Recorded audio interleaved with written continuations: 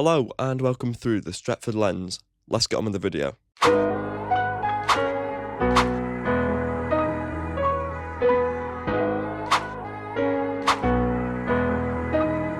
This is my match preview for the upcoming game against Everton at Monday at 8 o'clock. Now it's another big game for Man United. It's a big game for Everton as well, but I don't really think they're battling for anything. They're not really in European contention, but they're also not going to get relegated. They're sort of in a midway point where I don't think a win would matter to them as much as it would do in recent years when they've been battling relegation. And I do definitely think that could play a part in this game. I think our need to win and our want to win should outdo Everton's need to win and want to win, because we've got something to fight for. We need to stay in that top four race. We need to, if we can, create a gap, at least catch up to Villa, create a gap between us and Chelsea if possible, and just keep going really. That West Ham game, it was positive in the fact that we played so poorly and we still haven't lost. We got a draw out of it in the end, which you look back on and we take it. West Ham have been in very good form, and I think they'll continue to do that until the rest of the season. And I actually can't see them getting relegated. So I think that point will age well in some aspects. So past 5 games, obviously we had 4 wins in a row. City, Arsenal, Fulham, Tottenham. And then the most disappointing result really was the one against West Ham. Bit of a poor performance. Everything seemed a bit rushed. And West Ham were better than us. They should have won that game. But it says a lot about our character that they didn't manage to win that game. We managed to get a point out of it, and points like that could end up being valuable come the end of the season. Just looking at Everton's form, beat Villa 1-0 away. Very, very, very good result. Drew to Leeds at home. Leeds is a tough game. Brighton away, 1-1. Was that the game that Brighton were winning the whole time and then Everton scored late? I think it was Beto. I could be getting that wrong, but I think Everton managed to draw a point out of that game really late with a late goal. Then they played Fulham and won 2-1. Obviously, we beat Fulham as well. And then the most recent game was a 2-1 loss to Bournemouth at home. And I think that was a bit of a poor one for them. So they're going to be wanting to bounce back. However, I don't see them getting something out of this game, really. Which is crazy for me to say, really, because if you've been watching this channel, I wouldn't say I'm pessimistic, but I'm trying to be realistic with what happens. I don't fully believe in the Man United squad to the point that, we can beat anybody, blah, blah, blah, because I know that the character in this squad is a bit shaky. It's a bit of a fragile group of players. We've seen that throughout the past 10 years now. But we are getting a lot of the good stuff right under Carrick, and I can't see that changing anytime soon. And I certainly don't think Everton will be the team to stop us and to break this unbeaten streak. It's gone from a winning streak to just an unbeaten streak, and it's better than nothing. Much better than when we were under fucking Amorim. Those days I'm just going to try and forget about those days, to be honest, because the last months under Amorim, I started this channel, and I don't think I spoke well of Amorim once, which says a lot, really. He's an idiot. It was foolish to play certain people in positions that they just weren't suited with. But yeah, enough about Amorim. We're on to bigger and better things now. I think Everton are missing Jack Grealish a lot as well. He's going to be injured for a large portion of the rest of the season, apparently. Jake O'Brien's injured as well. Another big player for them. He was playing fullback, I'm pretty sure. And everyone was like, yeah, he's decent. And then he played him centre-back, David Moyes. And he's been 5 times the player, 10 times the player, from what I've seen anyways. I don't religiously watch Everton, of course, but I watch the Premier League. Sometimes Everton are on. And he is looked like a different player. It's one of those, if a manager's not playing you in the right position, there's not a lot you can do. But as soon as you get played in your right position, everyone will see how good you are. So that means Seamus Coleman's probably going to be at right back, meaning that we need to put it on him. Very, very good player back in the day, but that man we've got to test his legs. We've got to test his legs. And if we don't do that, I'll be very, very disappointed, because that's a clear weak point for us to be able to exploit. They got some very dangerous players for us to look out for. Their main source of creativity comes through Dewsbury Hall, without a doubt. If we shut down Dewsbury Hall, I think we shut down Everton, to be honest. They've got 2 strikers that are very similar to each other. I would say Tieno Barry's a bit of a been in better form. I expect Tieno Barry to start. So aerially, we've got to be careful with that. They know what their strikers' weaknesses are. They know what their strengths are. Hopefully Martinez and probably going to be Maguire. Hopefully they are smart with how they handle the opposition strikers. Need to watch out for Iliman and Jai as well. I think he's an unbelievably good player. If Iliman and Jai was in a better team than Everton, no disrespect to them, but he would be a top level player. He's like 25. I think his ceiling is so high. When you watch him, he's one of those players that excites you.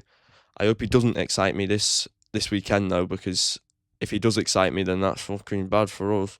Because he's one of those players that we will struggle against, because the individual, he's trying to take on players, and we've seen already, whether it's under Amorim or under Carrick, when players go on mazy little runs, we struggle to stop them.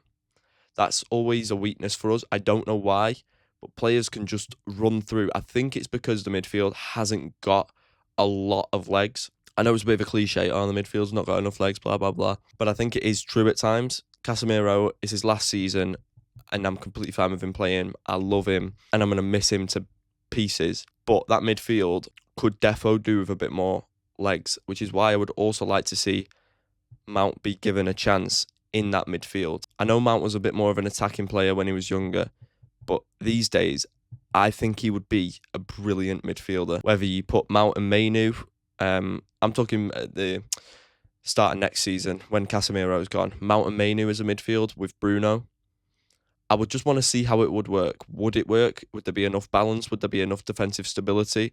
That would put a lot of pressure on Mainu to be defensively solid. But I want to see how it would work, because if it does go right, Mount's passes in behind and his energy in midfield mixed with Mainu's dribbling and his passing and his IQ, that could be a deadly combo. So I'm very intrigued, and I do hope we see that at some point, whenever that is. I do wonder whether he's going to play Šeško from the start here. Everton have got a lot of big players defensively. Tarkowski, Michael Keane, I was going to say O'Brien, but he's not playing. They've just got a lot of they're physically big, physically strong, as you would expect a David Moyes side to be. So I don't know whether Šeško will suit that. If he's up to the challenge, which he has done, he has looked like he has been when he comes off the bench recently, then I would start him. Maybe bench Ahmad, as much as Ahmad's one of my favourite players. But last game against West Ham, he was poor. He was very, very, very poor. But Cunha wasn't great either. So either of them, I would actually play Brian Mbeumo on the wing for one of these. Have Šeško up top, because Mbeumo's crossing, we're yet to really see that, because he's been the striker and the false nine, if you will, that's running in behind. But if you play him on the wing, his crossing, he's on corners, for God's sake. His crossing's obviously going to be good. I think we missed Dorgu a little bit, to be honest. I think we definitely missed Dorgu with how good he was playing pre-injury. But we've got to work with what we've got.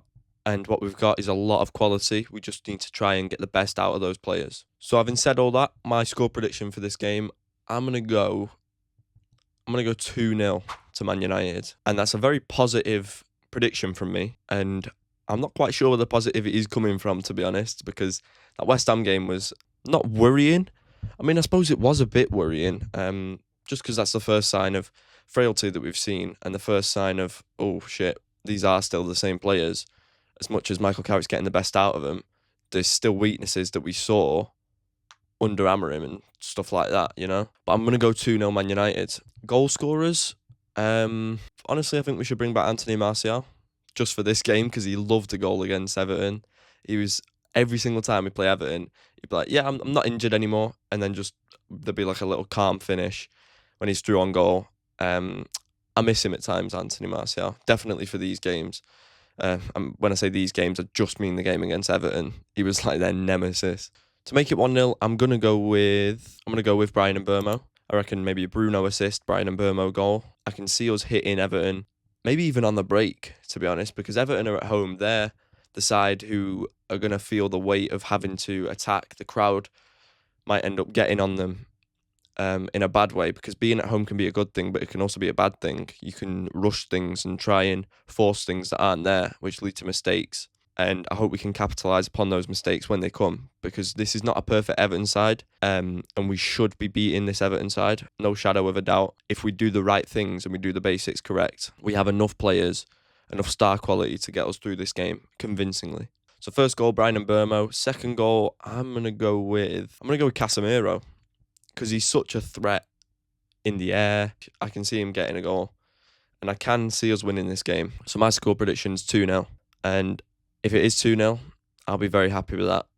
I'll also be watching the performance, of course, to see whether the players have been knocked back by that draw against West Ham, or whether they've been encouraged and realised, okay, lads, we're not perfect, but that West Ham game has taught us a lesson. Listen to what the manager's saying, do the right things, don't rush anything, and do the basics right, and we'll be sound. Anyways, that's all for me today. That's my match preview for the game upcoming against Everton, Monday, 8 o'clock. I'll be watching it. I'll do a match reaction to it, maybe the day after, so see you for that. Thank you very much for watching, and I'll see you next time through the Stretford lens. Please like, comment, and subscribe, and share with your friends if you think they'd enjoy this channel too. Catch you next time, guys. Take care. Come on, United. Bash. I step off the train, I'm walking down your street again. I'm past your